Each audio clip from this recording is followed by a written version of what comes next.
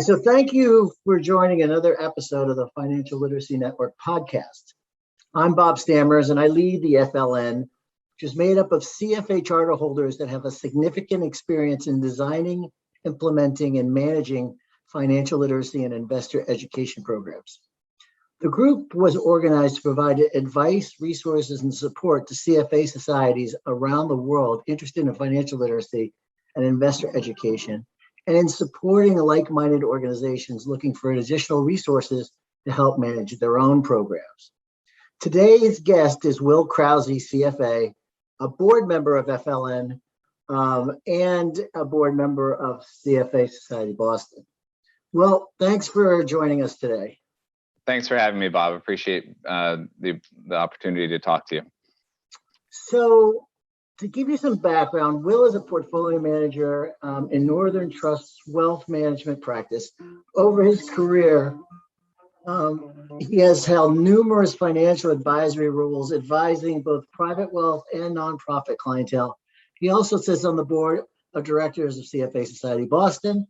Will is a graduate of Harvard University and is passionate about his service to the community. So, Will, in addition to learning about financial literacy initiative at CFA Society Boston, I want to touch on a couple of unique aspects of the program. One being the unique structure that you employ and how that is an offshoot of your partnership strategy. So to start, can you give us like the 30,000-foot summary of your financial literacy efforts at CFA Society Boston? Absolutely. Thanks, Bob, again for the opportunity to talk to you. And I think this is the Financial Literacy Network is a great opportunity for a number of us who've been doing work in this space to help other CFA societies and maybe even parties beyond that understand different pros and cons of different models that are out there. So I appreciate the opportunity to represent the CFA Boston Financial Literacy Initiative in this conversation.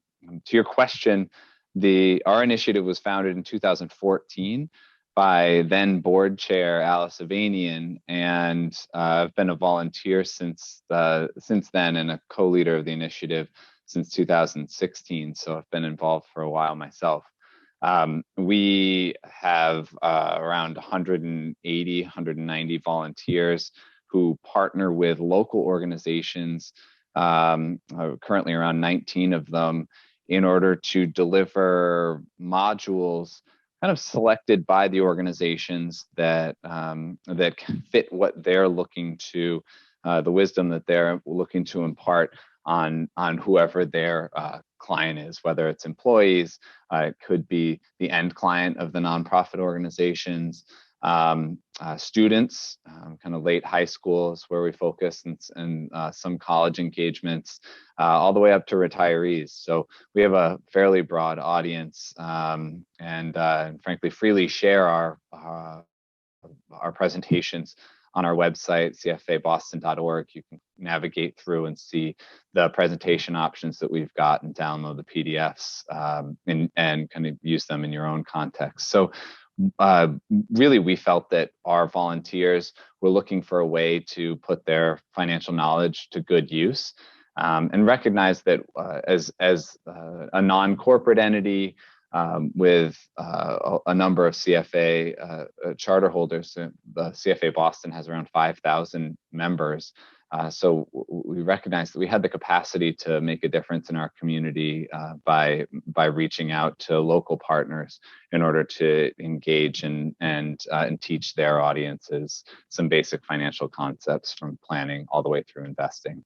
So that's a quick high-level view of where our program came from, and kind of where we stand today.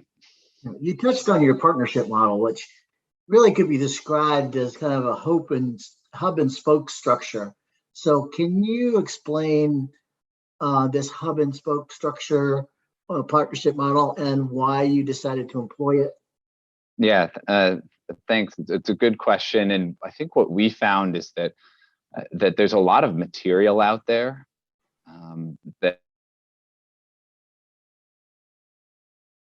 did a search of the literature. There are many different types of classes and and presentations. And so we started to feel that really there was a translation problem here, which is that people needed to be able to ask somebody questions and feel engaged with the materials that they were being presented, not just have them flashed up in front of them. And in order to pursue that, what we decided is that it would be good to find local organizations to partner with. And really, instead of the chairs, there are 3 chairs currently, Alice Avanian, Mike Mullins, myself, kind of centrally coordinating our CFA Boston effort. We thought we'd identify one volunteer who was really interested in the partner organization to be the main liaison with that organization. We are all volunteers, so part of this was understanding that those of us running the program couldn't have the bandwidth to be engaging with the level of quality that we demand from our program, and part of it was also that we felt that a passionate volunteer about a specific group and cause could be more familiar with that organization, with our partner organization, and find the right presentations for that group, and then be there to deliver them and actually be in front of people. And I think one of the most meaningful elements of our volunteer engagement has been that people, I guess, pre-pandemic, were looking each other in the face, and oftentimes the Q&A sections after the presentations were done were the most meaningful pieces of the output and interaction. And that gets back to that translation idea. And so each one of our alliances has a alliance leader, and that alliance leader is tasked with coordinating, making sure the content is appropriate, making sure it's delivered, that we're a reliable partner for the organizations that we partner with. And I think we've found that to be a great source of, frankly, volunteer engagement, just people getting to know each other and working with each other and being engaged with CFA Boston, but also engagement with the partner at the and kind of seeing the partner eye to eye, instead of having one centralized model that sort of only loosely fits the needs of that specific alliance partner. Yeah, it's really unique because, you know, a lot of programs, they partner with an organization to help them either with the content or with the distribution, but you're really using it to kind of put bodies in the chairs, right? To find those audiences that need help. And yeah, I think it works really well. So if another organization was to think of using that same structure, what should they consider before implementing it, do you think? Well, I think we put a lot of work into creating the just some basic content modules, and we're finding that you need to continue to put a lot of work into updating them for new information, but also keeping them fresh and updating them to just enhance them over time. That's a big effort, and I think one of the things that we like to remind other societies who are thinking about doing this of is that content is there. It can be used, and the beauty, I think, one of the best parts of the hub and spoke model that we employ is that it can start with just one partnership. And so if you have one volunteer or 2 volunteers that are really interested, I think especially for those societies that don't have the central staff, et cetera, you can lean on the material of CFA Boston, and frankly, it's not just CFA Boston. There are other societies that have other sources of material, and I think that's part of the purpose of the Financial Literacy Network is to bring those sources together so that those societies that are looking to implement something can understand what the pros and cons are of each model that's being utilized. So I think that first piece that I'd really emphasize is that getting started can be as easy as utilizing outside material from another society and picking a partner and saying, hey, here's our menu. What classes or what modules do you think would be best for your audience? And whether it's 3 sessions or 6 sessions over a period of time, you can craft your own initiative without necessarily having to do all the build all the scaffolding yourself. Got it.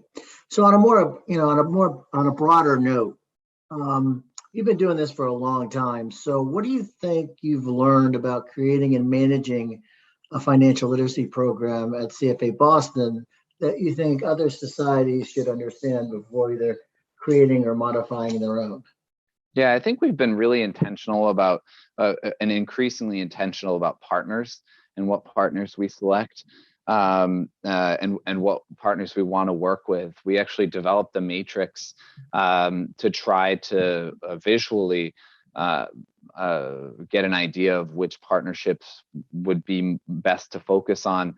That matrix involved things like partner buy-in. If you don't have a great contact on the other side of the partnership, then things fall through the cracks and you don't deliver, and we can't deliver our best product. They involve things like commitment generally to issuing financial literacy, and to whatever audience the partner is serving. That's something that's important because partners that are more committed may be less hot and cold. So you may do one class one year and then actually follow it up with another class another year, another series of classes the year after that. And so we have some long running partners that we feel just show great commitment to keeping financial literacy in the portfolio, if you will. And we're increasingly seeing partners that are viewing this as, especially with employees, as an employee benefit or a way to enhance their relationship with their employees. Some are even kind of asking to pay for this, which currently we don't even accept that. We want to be a free service, but it shows that that partners are seeing value there. And so I think those are lessons that are that we're seeing as we engage with partners. Also, how big is the audience? We found that libraries were really eager to engage with us, but we felt that we realized that we had to be very selective about and kind of have some interview questions on the front end. How consistently are you as a partner library engaging with their audience? How many people are generally coming? Because we were having volunteers that might go and see one or two, have one or two attendees, and we want to make sure we're being respectful of everyone's time, including our volunteers. And so some front end questions in terms of understanding what likely audience would be there became important. And then the final one, I think that is important, and I think will be more important over time, is understanding how impactful we can be for the audience. One of my personal favorite partnerships that we have is with Habitat for Humanity, and you think about the client that's kind of getting their home and trying to build equity in their home. They likely have a job, so they're thinking about investing, they're thinking about paying off debt. They've really got a moment in their lives where they're being given an opportunity, and we can be helpful with that opportunity. So I think those are some examples of what we've learned specifically about the partnership model and how that's some best practices involved in picking those partners.